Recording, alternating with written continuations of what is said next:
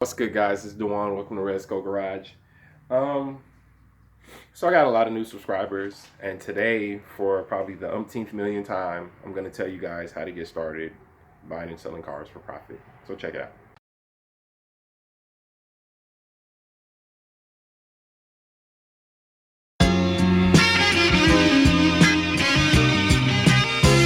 Okay, so first of all, I know I've been on a hiatus. I believe it's been about 2, possibly 3 weeks before I posted a video. And basically, what it really boiled down to was I needed a break. I had a lot of stuff going on that I had to give my direct attention to.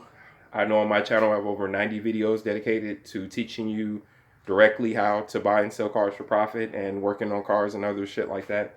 So I figured, I could take a break and it wouldn't be that big of a deal. I even bet another YouTuber friend of mine that I could not post a video for weeks and my content would be good enough to where my subscribership would still grow. And I've gained 100 subscribers since I last posted a video. So I was right. I actually won some money off of that. So to all my new subscribers, I'm glad to have you. You guys made me money, so I appreciate that. So it's basically $1 per subscriber, so it's pretty cool. Um, Glad to have you guys. So let's dive right into it. I'm sorry for the shakiness of this video. I'm holding the camera, my camera phone actually in my hand. I have allergies, so I'm going to sniff. So before some of you dumbasses tell me to blow my nose, I'm going to tell you, do me a favor. You can hit the dislike button, exit the video. All I'm going to do is if you write saying me to blow my nose, I'm going to delete your comment and block you from my channel. So I have allergies. Again, you're not paying me. If you want to pay me, how about I open up the sponsorship button on this video? You can pay $5 for a month, and I'll blow my nose and make sure that my allergy pills are up before I make this video. But until then, stop bitching and enjoy the free content. Okay, so now that I got that out the way, because that kills me how annoying and batshit crazy some people are. But Oh, and by hitting the dislike button, it counts as interaction, so it actually gets my video more attention. So I love when people dislike my videos, but now all of a sudden people really don't do it that much. But let's dive into it.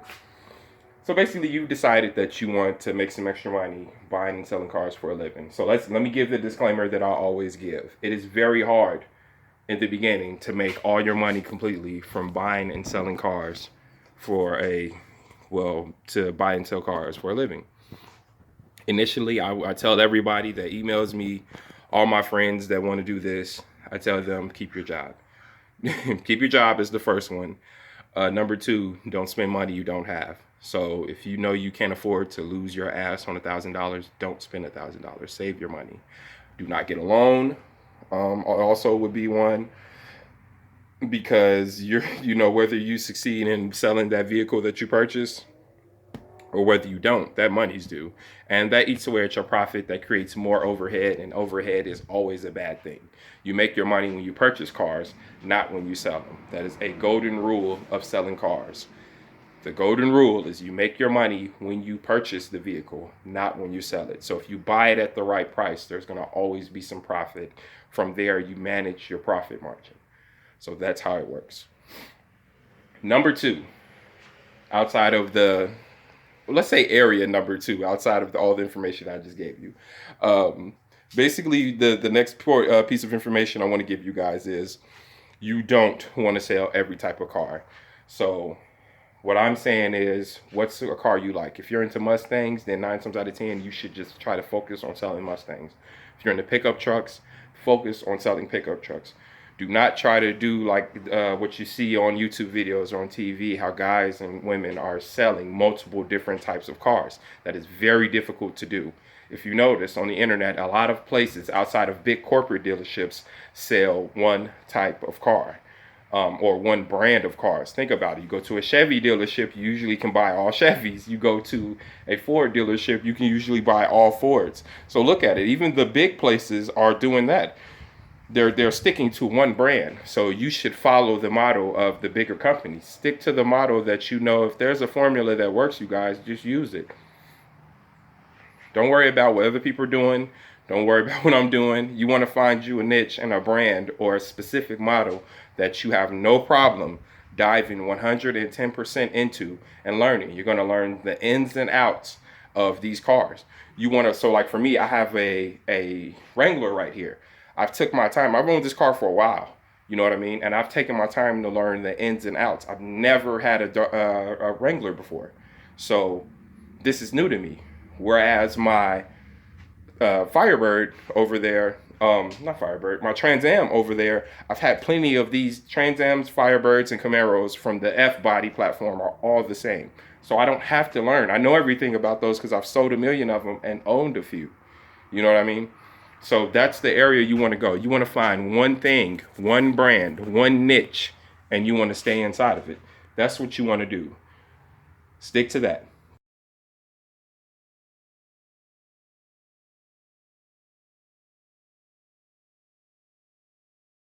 Next thing I would suggest is you want to, now, what's the golden rule again? You make all your money when you purchase your vehicle, not when you sell it.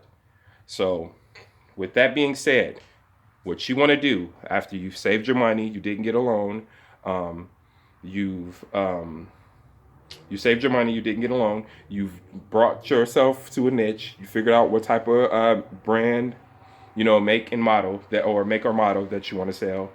You've even zeroed down to what year range that you like. My rule is usually 2000 or newer, but since it's 2018, you want to get as close to 2008 as humanly possible. Unless your niche, the area that you operate in, dictates that you can have cars from the 60s, 70s, 80s, 90s, and early 2000s, then it's perfectly fine. But with that being said, what you want to do after you do that is you want to buy the best example of whatever car that you, or truck that you've decided to go into. You want to buy, again, the best example. And the reason why I say, now you might say, well, oh my God, if I buy the best example, that means I'm going to spend a lot of money. Well, I'll get to that part. But usually what you want to do, now, a lot of people feel like they're mechanically inclined, they can do a little something on a car and they'll be fine. That's cool, but you got to understand at this point you're trying to sell a car to a consumer. So if you, let's say you botch a brake job, somebody can come back and sue you, or you could have a person want to come back and kick your ass because their wife, son, or daughter, niece or nephew, mother, father drove that car and got hurt. So unless you are absolutely sure and you've been practicing being a mechanic for years and have lots of repairs of certain types under your belt, you need to buy a really good example, or you need to have the budget to where you can actually afford to pay a mechanic to work on your vehicle. If you cannot do that, then you need to buy a very good example of whatever niche that you've decided to put yourself into. Trust me, that is a very big thing. I've been fortunate enough to where I've never got anybody hurt. I've been fortunate enough to where, I could just pay a mechanic for things that I feel like are outside of my abilities. So you want to be able to do the same thing, either pay a pro to really do it or have years of experience at doing brakes, engine replacements, swapping headlights, swapping tail lights, wiring, any of these things. You want to have experience. This isn't a place where, you check your ego at the door. That's basically what I'm saying. So for the next one, geez, my allergies are killing me. All my eyes are super itchy. So for my next one, you want to practice negotiating. And with practice, you want to not negotiating, but you want to practice the art of talking in person to people, whether buying or selling.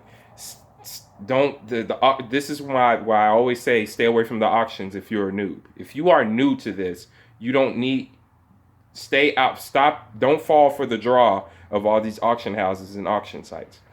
It's what's popular right now. It's what's booming right now. And that's great for the companies, but that's bad for you as a person that does not know how to deal with somebody lowballing you, or to deal with somebody that's firm on a price and they don't want to meet you at yours. You lose these experiences by not doing them. So I get it, you can find deals on the internet, on eBay, Copart, so forth and so forth.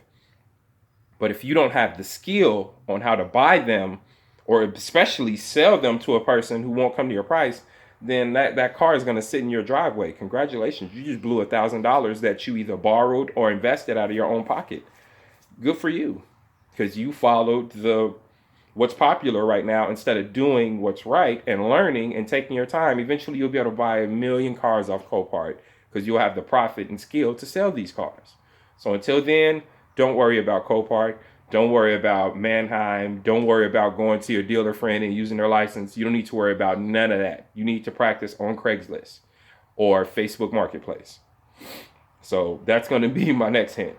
So as far as I'm concerned, you know, those are the big three areas that you need to focus on if you're new or trying to get in or getting in to buying and selling cars for a price. That's all I have for you guys. I appreciate you watching my video. Like I said, this you know, I've made this video literally on my channel like 5 or 6 times, but I always find new information, or I sit back and I think about, if I was new, what would I need to know that me now being a few years in that I know, and I try to pass it on to you guys with refreshers. You know what I mean? It's just like in a lot of things you have to take a refresher course to, you know, to freshen your memory or your knowledge on, you know, what you're doing. So this is a constant refresher, because every day that I do car stuff, I learn new things. So you just, you know, another thing I want to throw in that I didn't is, of course, my thing with pricing and Kelley Blue Book. I always tell people, don't worry about Kelley Blue Book. Use Facebook Marketplace or Craigslist to find out the market value of your car you're going to sell. So that's a little hidden tip that I would tell you. Don't use KBB. Type the car that you're trying to sell into Facebook Marketplace and Craigslist and see what everybody's selling them for. You sell yours for less, according to its condition compared to others. So that's a big thing for me. You got to be careful.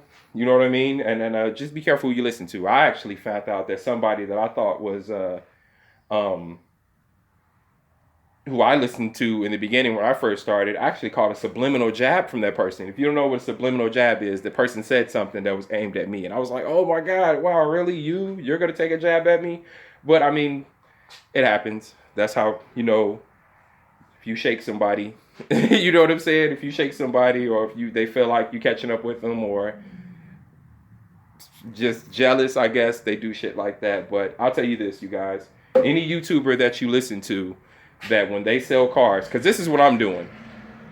So any YouTuber that tells you that they sell cars from this point going forward, they told you they sold a car and made $2,000, but they won't show you a deposit slip for that specific car or cars that they claim that they sold, that person's a fucking fraud. Don't listen to them. So for me, every car that I sell, I'll show you guys, like when I first started on my videos, I showed you guys my deposit slips to show that, you know, you can go all the way back to the Saturn flip and for the Cavalier flip. You know what I mean? I show my deposit slips. So any YouTuber or anybody else that won't show you for sure, they call themselves on here teaching you how to do stuff or showing you how they sell that weak shit off them dusty ass lots, if they won't show you real live, because it's too easy to lie. I can tell you guys that you can see I'm in my garage right now, right? I can tell you guys that I got a Lamborghini parked on the other side of this fucking wall. But if I don't show you that it's a Lambo there, you might think I'm fucking lying. So it's too easy to lie. Actually, you know, it's just too easy to lie. So any person that's giving information out here or trying to teach you how to buy and sell cars when they're really just showing you their everyday operations, cool. But if that person won't show you any money, cash is king. So if that person won't show you them going to the bank and them cashing out somebody buying a car, they're fucking lying. And I'll just leave it at that. Because from now on, when I sell cars, I'll show you guys the deposit slip. Hell, I'll show you me actually selling the car to the person to prove that I make my margins when I sell cars. So if anybody else is listening, any other YouTubers that have, you know, that feel some type of way, you don't have to respond to me. Show your audience you actually selling the car and you making the profit that you claim. Because some of these YouTubers even have fucking lots. I don't have a lot, and I know that I cleared more than them when I sell cars. Because you have all that overhead because you want to be fancy and have a lot. I don't. If I sell a car, I sell it right from that front yard right there.